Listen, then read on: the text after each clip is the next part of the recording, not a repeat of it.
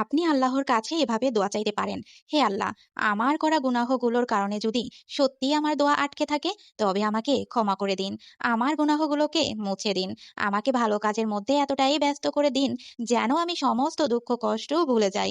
আমাকে ক্লান্ত থেকে দূরে রাখুন, যেন আমি আপনার দেওয়া নিয়ামতগুলোর প্রতি কৃতজ্ঞ হতে পারি। হে আল্লাহ, আমার রিজিক যদি আকাশে থাকে, তবে তা নামিয়ে দিন। যদি জমিনে থাকে, তবে তা বের করে দিন। যদি কঠিন হয়, তবে তা সহজ করে দিন।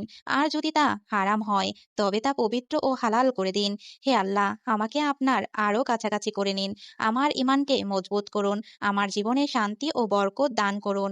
হে আল্লাহ, আমার উপর কোনো পরীক্ষা আসলে আমাকে তা বোঝার তৌফিক দান করুন। আর যখন আপনার নিয়ামত পাবো, তখন যেন আমি কৃতজ্ঞ বান্দা হতে পারি। হে আল্লাহ, আমাদের বাবা মায়ের উপর আপনার রহমত নাজিল করুন। আমাদের পরিবারের সদস্যদের সুস্থতা, নিরাপত্তা ও শান্তি দান করুন। আমাদের সকলের জীবনকে আপনার রহমত, বরকত ও হিদায়তে পরিপূর্ণ করে দিন। আমিন।